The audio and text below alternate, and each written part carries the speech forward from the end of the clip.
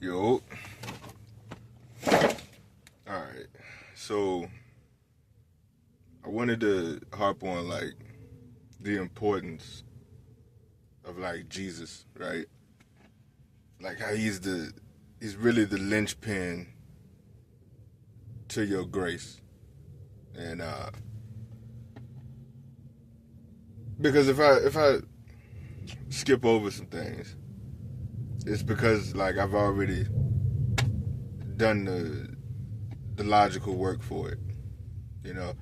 Um, because I'm not trying to give people a pass on anything. It's just that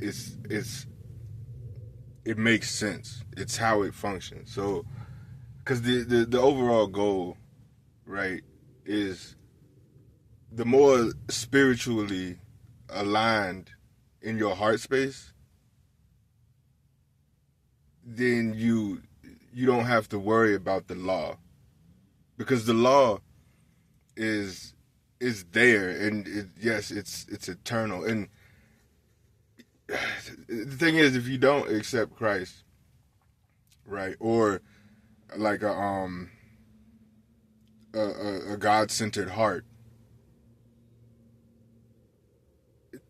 it's the you still are subject to the law.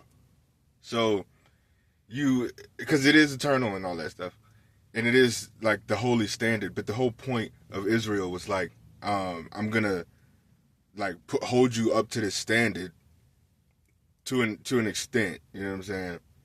To a very high extent. But I'm not gonna like outright fucking destroy you, because the whole point, if you look before Jesus, every nation was making sacrifices. Every nation was sacrificing some type of animal for the sins, right? You can't meet that standard no matter what you do. That was the whole point. But one nation in particular had to get a heavy dose of quick karma if they didn't abide by that law. So this is all of that work that was being put in to culminate into Jesus. Now, when Jesus died on the cross, everybody became a benefactor of such an amount of grace that I don't think people really understand, because you don't see the results of your sin outright anymore. Because basically, when you sinned, you had to cut an animal. You know what I'm saying? You know how many goddamn animals had to be slaughtered, right? For the sake of the human existence to continue. You have to raise that thing, and you're not going to eat it, right? You have to. Well, the priest ate it because it didn't go like to waste. It if you look at it, they burnt the animals as a burnt offering, and it was a good smell to God. But the priests the Levites were in the place of God, so that the food didn't go to waste, or the animals didn't go to waste. The Levites ate that because their whole job was centered around being priests. You know, it was land wasn't their thing, ownership of shit wasn't their business. It was all predicated to being that bridge between man and God. And so you know, but you do have to like raise and take care of that animal, and it's usually your best animal. You know what I'm saying? And then you have to just let that thing get gutted and shit. You know, you see the death that sin creates. But after Christ, you kind of like you have generations upon generations of individuals that didn't have to go through like witnessing that scene. You know, it kind of like disconnects you, because you're just reeling off of a whole bunch of grace that you don't really know how to take into accountability, and how easy your life is today. You know what I'm saying?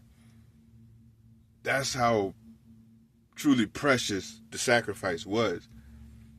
Now, when I go into like looking into like spirituality and how everything is under God, right, and how these other spiritual leaders and people have given wisdom, and it's all just, you know, to culminate into the redemption story. Yes, I have to understand that there's like there's ascension, there's levels to things. There's, you know, you have ascended masters and everything, and you can face your karma by yourself, and you can get to places, but there's levels to heaven as well. So, you know, and just as like I had to go through multiple spiritual awakenings, you have to. It's because I don't know where everybody is particularly at. You know, it would be a lot easier if like I could get like a back and forth conversation where somebody would tell me where they're specifically at, and I could connect the dots right then and there.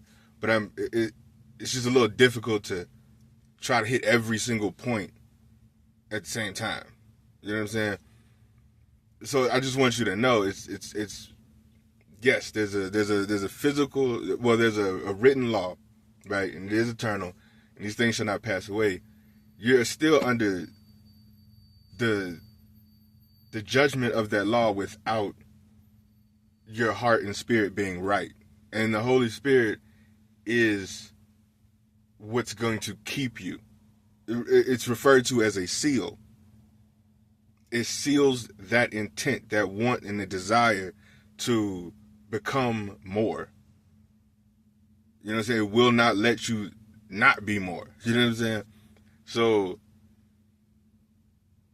if that yeah, that makes sense. It's there. It's written in there. You know what I'm saying? You're okay, because the more you lean towards the spiritual aspect in the heart of God, the less you really have to be concerned about the written law. The written law is just a guidepost for that beginning stage of existence, you know. So it's gonna be there. It's gonna be that main staple for your guidance. You can ascend, you can descend. But the simple fact that Jesus, but you really are reeling off of Jesus's blood sacrifice. It's that important, and you have to recognize that he's the King of Kings. Like, it's giving honor to God and giving honor to Jesus is really just giving honor to yourself, because that's just the aspect of you that it's manifested, and it's here to show you the way, right? I remember when I was in the forest with my goddamn, you know what I'm saying, escapades just to fucking live. You know what I'm saying? Like, every time I was pretty confident in like most of my decisions and shit. Because I knew God had my back, and I knew what the fuck was going on. Like, it won't nobody gonna tell me different. And so when I would pray, I would like switch in between like prayer and meditation and shit. But this particular one, I was praying, but I meditated in my head, and every time something went down, like, I would boldly walk into the kingdom of heaven. You know what I'm saying? Just busting the gates open and shit. Because that's my family and shit. You know what I'm saying? I'm a king. And if you remember when I had the little crown and shit, it was around that time.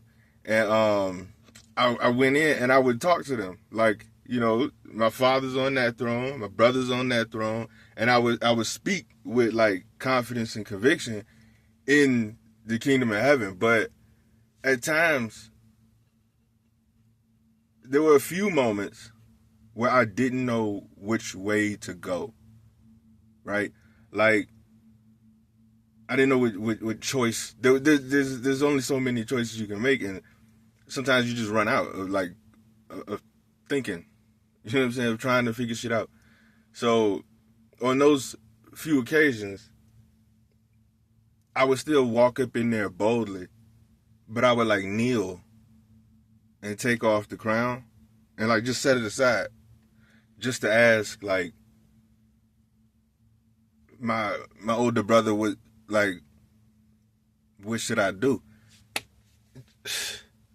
Jesus did not like he didn't let me get away with that too many times. It was probably like twice. The second time I did it, he was like, why you keep taking off your crown? And that's why I made that video. It's like, you are the crown. You know what I'm saying? And then right after that, they tried to steal the goddamn crown because they thought, like, I already said, you're the fucking crown. You know what I'm saying? But they were just like, oh, let's take the little motherfucking cheap ass little crown that this guy got as a symbol. And that'll destroy him. Nah, man. Like, I already said that you are the crown, right?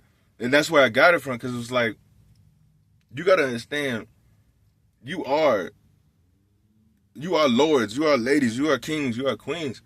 This isn't, it's not a joke. And I did that out of the right spirit, out of a humble spirit.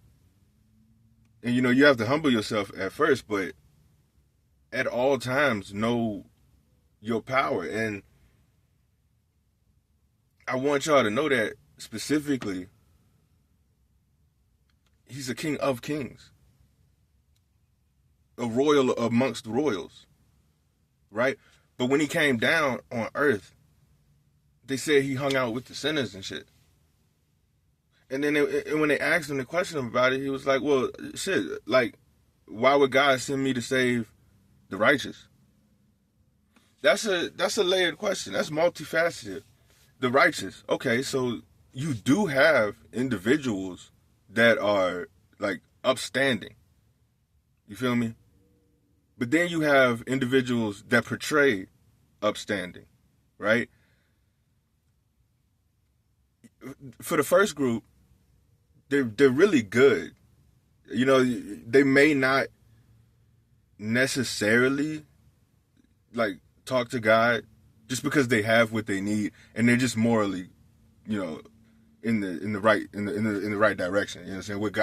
What God wants of them, right? So, you know, they're not gonna see the crazy manifestations of God because they're not in a position where they really require it. You know what I'm saying? They're not in dangerous position because God performs as necessary. You know what I'm saying? But you still have those people. Granted, so we got that side. But then you got the side you can't tell shit. You know what I'm saying? Like, you can't fucking convince them. What's the point? They have everything. They don't need to believe the God according to them. There's no fucking point. And on the books, they're righteous. But your works really don't garner anything unless it's done out of the right heart anyway. This is the whole point. That's the whole purpose of this. You got to get your heart, and it has to be in alignment. Just, if I'm coming here, we have the people on both sides again. Ain't nothing new under the sun. I'm here to advocate for those that may feel lost. Those that may have turned away because of incorrect teachings. Those that feel inadequate to stand before God because of something they feel like makes them unworthy. What could possibly make you feel unworthy? See, that's the lie. That's the whole lie. Shouldn't shit make you feel unworthy to stand boldly before the court of God? Because Jesus already died for it. Ain't nothing new under the sun. Ain't shit you doing that he ain't never seen before. You have to understand his perspective. Like, he gets it. At the end of the day, what's he after? He's after your heart. And so, this is why I'm trying to convey, hey, do you just want to like look up? No matter what, and be like, hey, yo, Pops, can we talk? That alone, like, that's the biggest first step anybody could take. And after that, it's not like spiritual leaders can guide people through every fucking decision that they're gonna make, or every action that they take. But do you want to accept that life of more abundance where you don't have to worry or trip about any of the shit that goes on in the earth, or the shit that you do, because your righteousness has already been bought. It's already been purchased by Jesus. When God looks at me, or when he looked at my daddy, what he saw was the heart of God.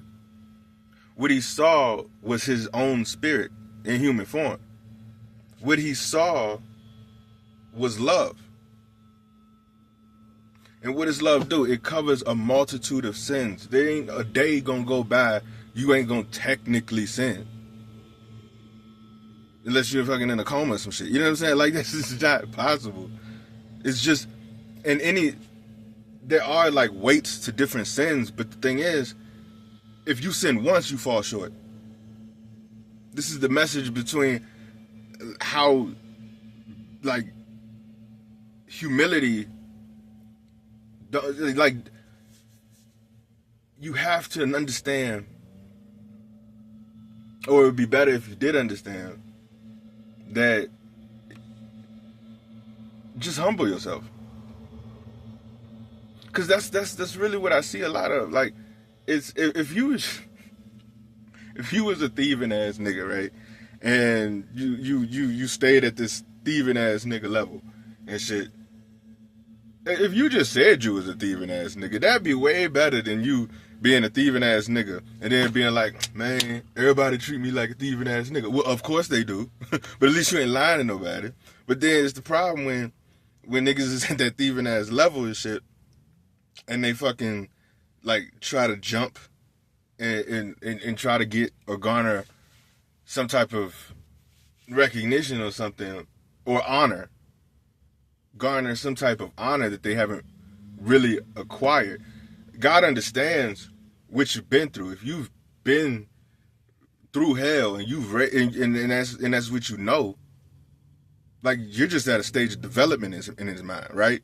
You have stages you can go through naturally to progress, right?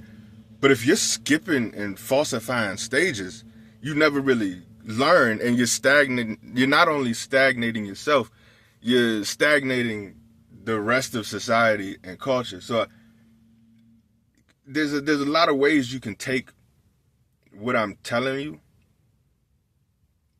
It'd be more honorable just be honest about what, you know what I'm saying, about the shit you go through and the shit you do, because it's not like it's anything new. So you don't have to be like embarrassed, like, oh no, God, you know what I'm saying? No, he's seen every goddamn thing you've ever done in life. You know, he knows it.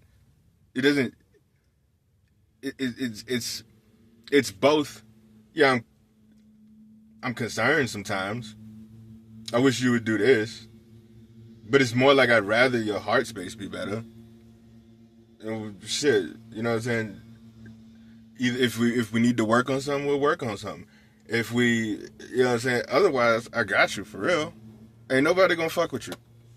Ain't nobody gonna fuck with you. Why? Cause you under my wing. That's literally how he does it. Ain't nobody gonna touch his. And so, hold on, let me get this shit right. And then all this does really is just, the more your heart space is right, the more sovereign you can really be. Everybody failed. We in this predicament. This is the situation right now.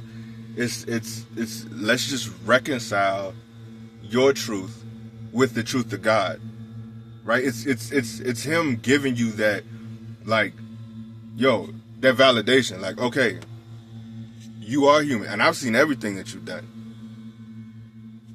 Instead of just being like, no, you're a sinner, because he could do that to anybody, right? Sit down. Let's talk. I sent my son for you. Let's break bread. You have every right to sit in that chair. If you're talking to me, I'm your daddy. If you came to sit in that chair, you wanted to speak to your father again. No matter what. And I'm speaking to the ones that might feel like misfits, outcasts, and all that shit. You feel like you can't recover. If God sent Jesus to save the whole world, he's going to send his agents for every last little bit of those who want to be redeemed, and the work was already done. It's been completed. Now we just finishing out the echoes of that. As long as you just be honest, because that's what I am. I'm just honest to God about shit. Like, shit, fucking, I didn't have sex before marriage. Right? Like, any sin is whatever. You know what I'm saying? I'm still dealing with shit, and like I told you in that last thing, God switched from being like the all powerful, throne sitting universal, entity into just being my dad. Like, he just, like, I just talked to him. He's like, I got you. Be responsible. It's so much easier when you start to think of him as an individual person and as a father. And the real issue is, like, the concept of a father has been just destroyed, right? The importance of one. But your earthly parents are a representation of God before you come of age. They're in the place to be your gods before you get to go on your own and then try to meet them yourself, right? It's just that's been so fucking corrupted. Shit, I was trying to tell people and shit. When I imagine God, I just imagine like a more deivized version of my father, which is it's not far, because I had a good father. But other people didn't have good fathers. You know what I'm saying? So of course their perception of a father, and your father's not gonna be perfect. They're human too, right? And if you had like the worst of the worst, right, it can throw you the fuck off. And God still understands that. Understand that God understands deeper than anything you could ever understand. Way more. Come from that perspective. Instead of him just outright judging you. He knows so much more. And is so better equipped to have a conversation with you about shit than you think. And so just try it. I swear to God, it's not the only that other shit, like that, like you're not good enough for that fucking pressure or that demeaning that shit. That's the devil, because he doesn't want you to get close. He'll tell you to fucking you better be better. You better be right, more righteous. You better. It's never gonna fucking stop. You're never gonna, because you can't. If I can emphasize anything, you can't.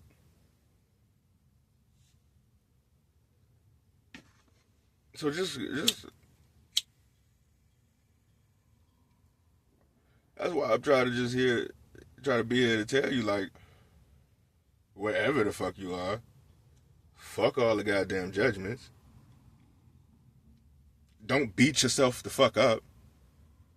Because if you're just led by the Holy Spirit, the heart, you'll be fine. You're walking in the spirit of the law. You know what I mean? complex variations any individual can go through in life. I mean, those variations are just fucked up situations. And you think that's too bad. That's outside of the realm of like his forgiveness, his grace. I think it was Paul said he had a thorn in his side. God was like, my grace is sufficient. The debt's been paid.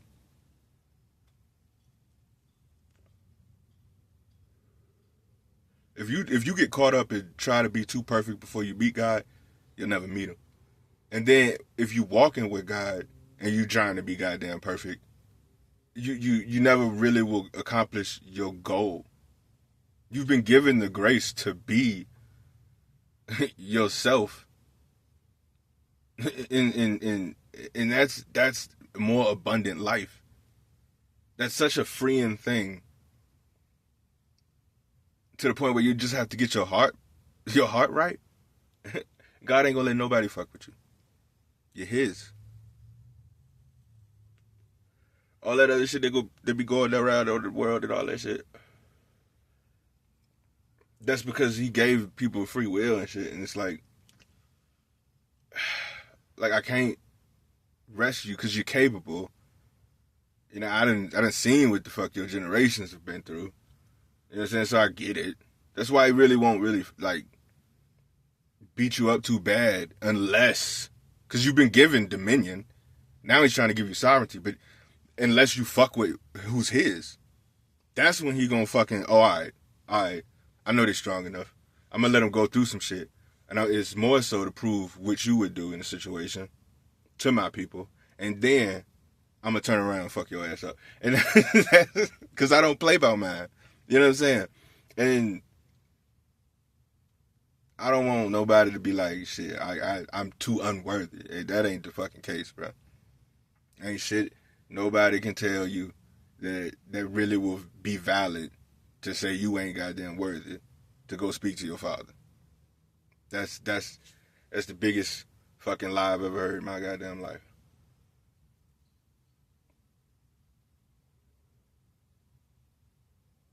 Put that crowd off and grow into your sovereignty. That's it. Gone.